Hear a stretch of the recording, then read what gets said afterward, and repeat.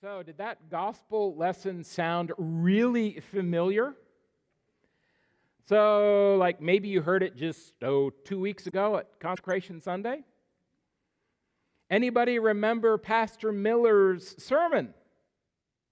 Show of hands, just quick. Cool. All right, then I guess we're done. I ain't letting you off that easy. The 9 healed lepers, and not turning around, they didn't do anything wrong. They aren't bad or evil or whatever label we might want to tack on them. So let's not hoist up the other 9 as piñatas to beat with legalistic sticks for not turning back and going to Jesus.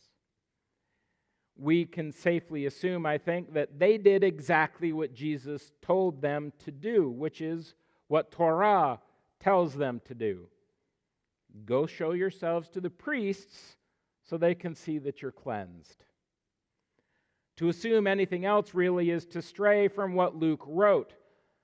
Other than heading for the priests, Luke doesn't share what those 9 did or didn't do. All we do know is that they were healed. So if those not returning 9 can't be poster children for what not to do when you're blessed by a miracle, then why are they in the story?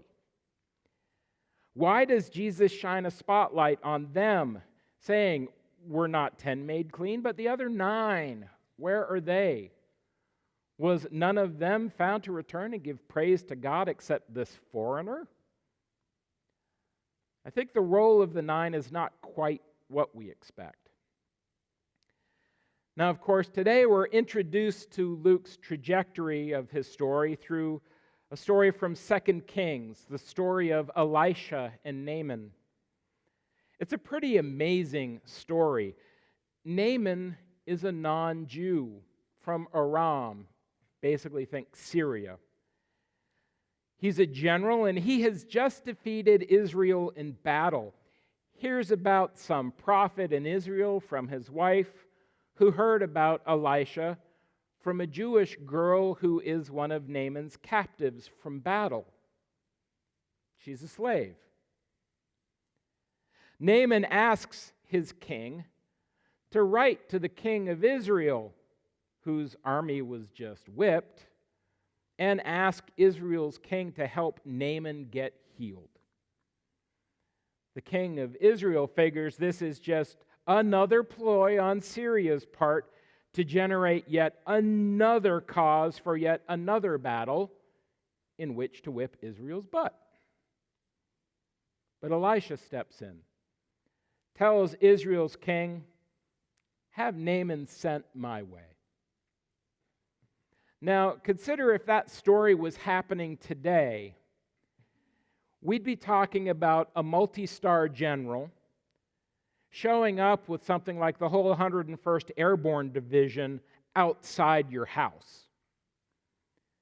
And he's got a cool, say, $3.5 million in gold and silver with him and some pretty fine clothes as potential thank you gifts. Now, Elisha has the gumption to send a messenger to Naaman with the go and wash in the Jordan 7 times instruction. Think of it.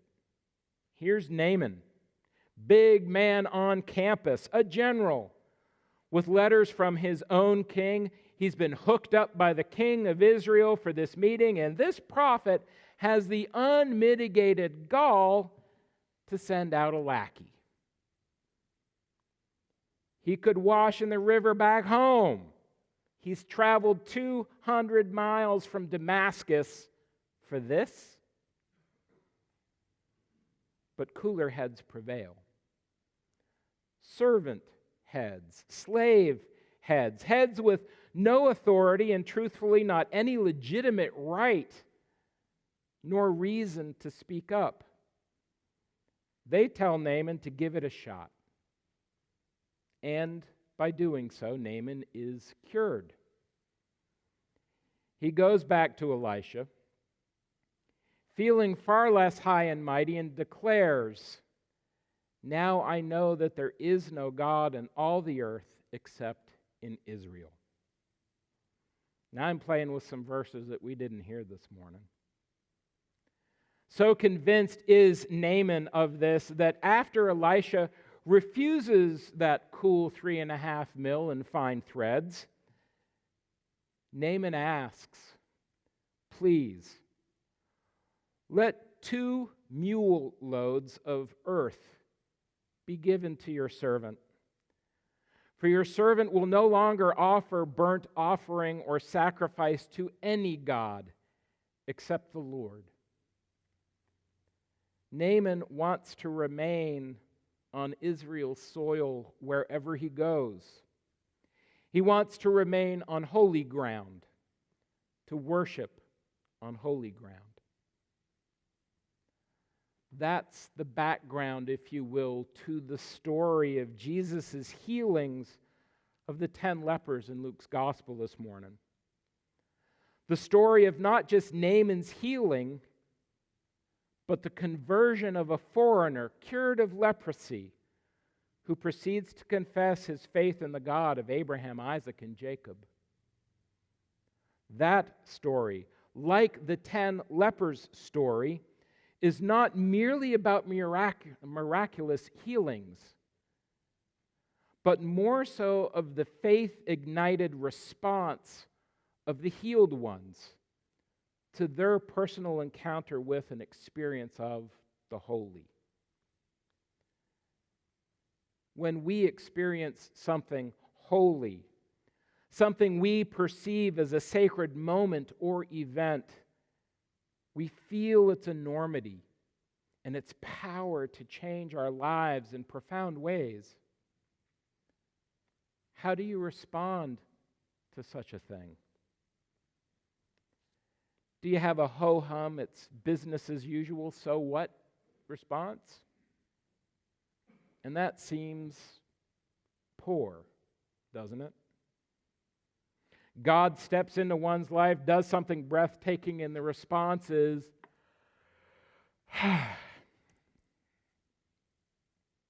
certainly disappointing. Kind of like the behavior of the 9. Now, they did nothing wrong.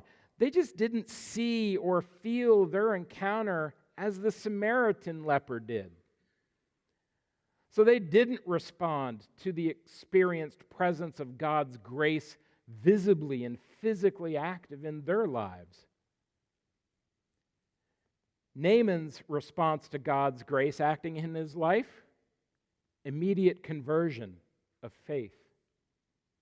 He went from worshiping Baal to worshiping Israel's God, Adonai, the Lord our God, King of the universe. Naaman so wanted to worship that God that he figured he needed Israeli dirt, 2 mule loads of it, upon which to worship. His response acknowledged the enormity of the transformation and recognition of the source of what had happened, God at work in his life. The one leper saw that he was healed and responded to God's grace by turning back from visiting the priest and instead praising God with a loud voice, dropping face first to the ground at Jesus' feet, thanking him, falling before the source of the transformation in his life. In Jesus, through Jesus, the leper saw God at work. Naaman and the leper recognized the holy happening in their lives and responded by turning fully to God and pouring out their thanks. For the leper, his heartfelt response magnified the grace that he experienced. You see, while heading to the priest with the others, he noticed he was physically healed of his leprosy. As he's on the ground before him, Jesus says to him, "Get up and go on your way. Your faith has made you well." Our translation underdelivers on Jesus' words, though, when he says, made you well. Jesus isn't speaking of merely the physical. Jesus is using salvation language. Your faith has saved you, made you whole in dimensions of being made well that transcend the physical into the spiritual and all other aspects of life. This leper isn't simply healed or made well. He's wrapped in the gift of salvation and is now light years beyond made well. Recognizing grace active in your life and responding to God in gratitude and acknowledging God as the source of all the blessings in your life is responding to God in faith. What stops you from falling at the feet of Jesus and praising God, thanking God for every blessing? Because it seems from this story that grace acknowledged brings forth even more grace. I think those 9 lepers were so entangled in doing the right thing according to the law that they couldn't see God right there in their lives in that moment. They were healed, but so much more grace was waiting to rain down on them. They focused on the trees of life so much that they missed seeing the maker of all the forests as the one touching their lives. And that's heartbreaking, isn't it? God is active in your life every minute of every day. Are you faithfully watching? Are you expecting grace to appear? And when you see it, do you blithely go on your way? Or do you respond to grace with faith, with thanksgiving, with praise? For that's what Jesus seems to be lifting up, the transformational power of faith.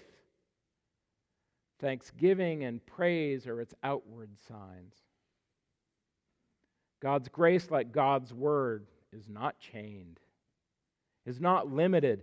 It's waiting to encounter us again and again and again.